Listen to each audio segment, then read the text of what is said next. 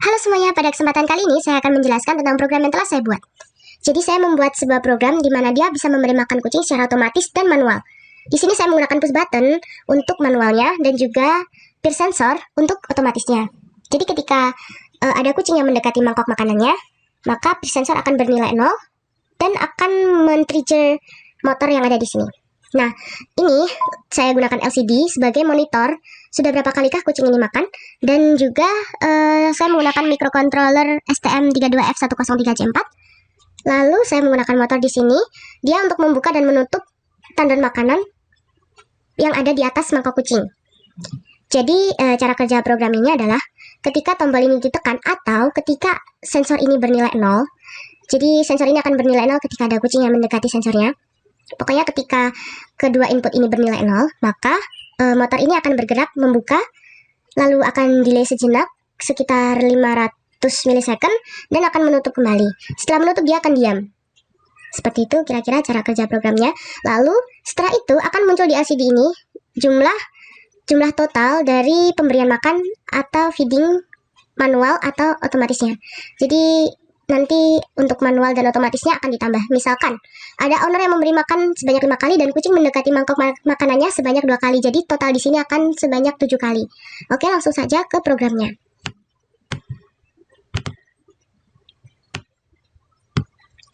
Berikut ini adalah programnya. Kita mulai dari atas.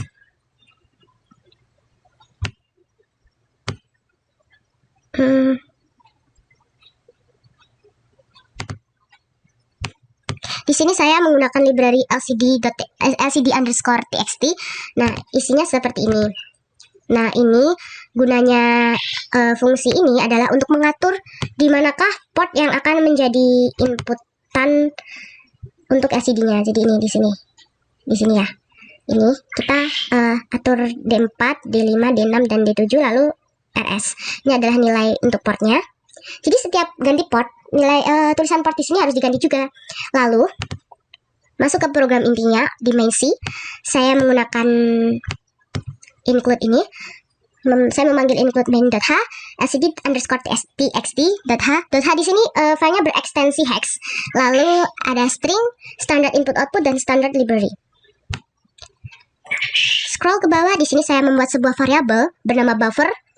Variabel ini bertipe data char dengan jumlah digit maksimalnya adalah 16.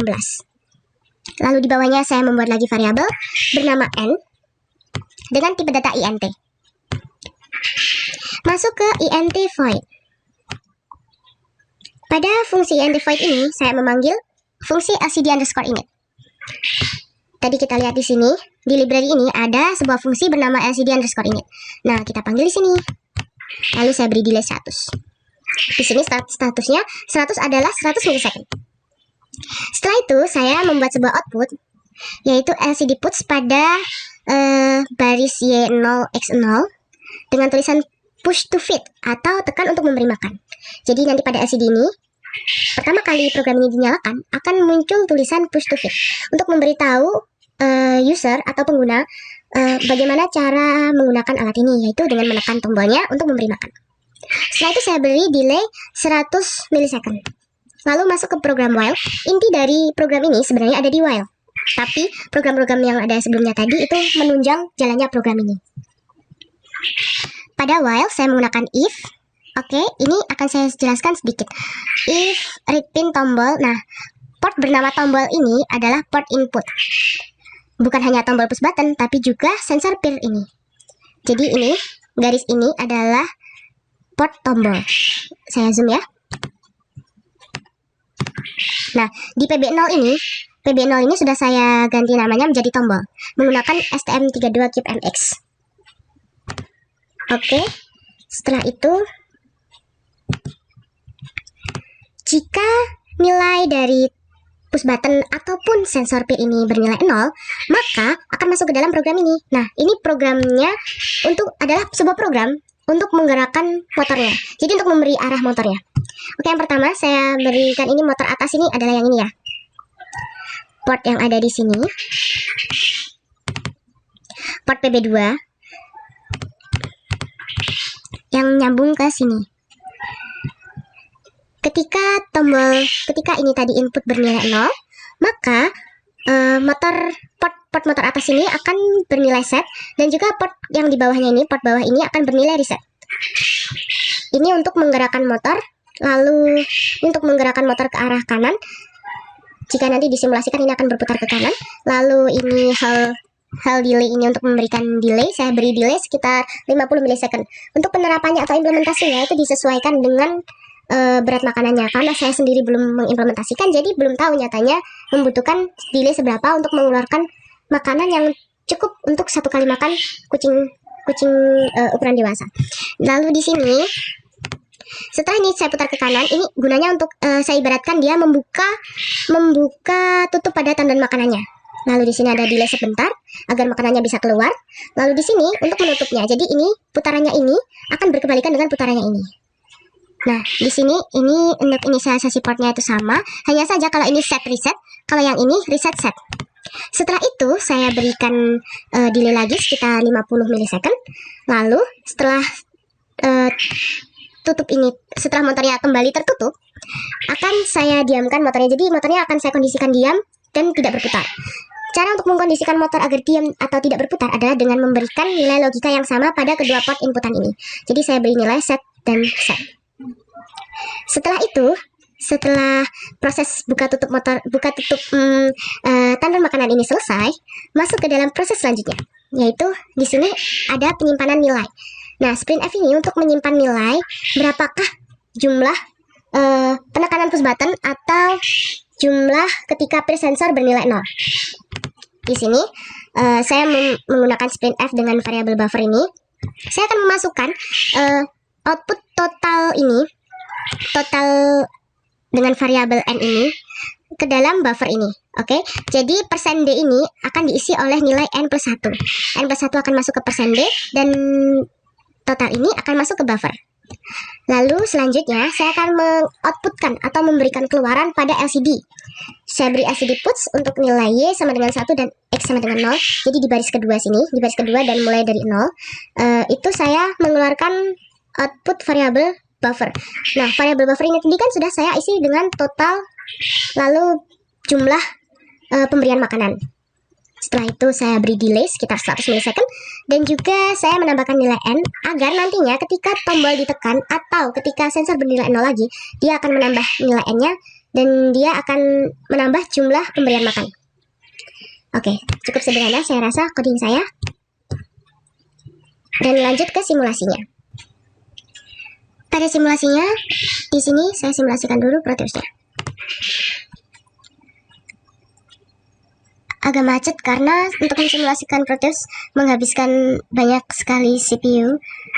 Oke, di sini ada tulisan push to feed. Sudah muncul tulisan push to feed di sini. Lalu kita coba untuk ini. Memberi makan secara manual, 1 kali. Di sini motornya berputar. Putaran di sini agak lama karena tergantung dengan performa laptopnya masing-masing ya. Jika semakin baik performanya, maka nggak akan nge-lag seperti ini. Dia udah tek ke sini, dia akan putar balik ke sana. Bagian ini saya percepat. Oke, lalu setelah dia berhenti, dia akan memberikan tulisan total 1 di sini. Jadi ini kita sudah menggunakan sebanyak 1 kali.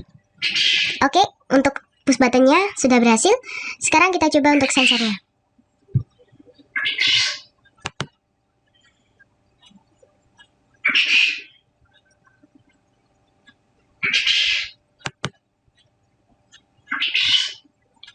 Sensornya sudah bernilai 0.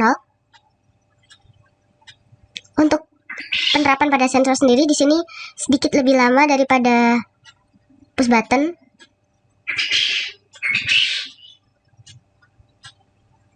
Nah, ini di sini motor sudah mulai berjalan.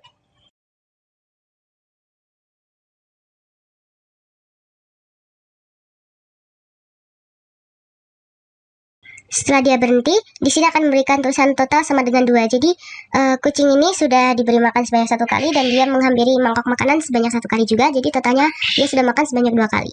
Dan juga di sini untuk inputannya, kenapa tadi saya langsung ganti ke 1? Karena jika dia tetap 0, maka dia akan tetap membuat si motor ini berputar. Saya rasa kelemahan program ini di situ. Jadi ketika si kucing ini tadi tidak segera pergi dari peer sensor ini, maka dia akan selalu looping dan looping. Seharusnya waktu pada peer sensor ini disesuaikan dengan seberapa cepat kucing itu makan. Sekitar mungkin 3-5 menit. Setelah itu baru looping ke pemberian makan berikutnya. Namun di sini saya belum bisa untuk mengatur kecepatan secara manual di toggle-nya ini. Jadi saya masih menggunakan cara yang manual di sini. Dan ini saya beri contoh ketika nilainya terus-terusan 0.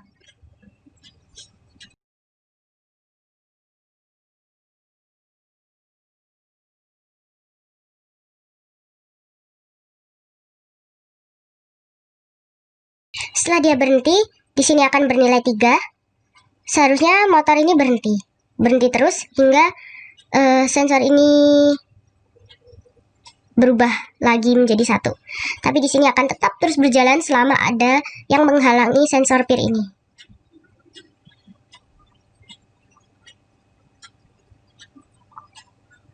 Untuk pengkodingannya pada file hex dari sensor ini saya belum bisa.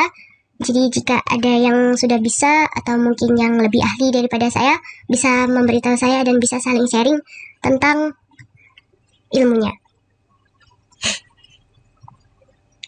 Terlihat di sini setelah berputar lagi dia akan menambah nilainya menjadi 4.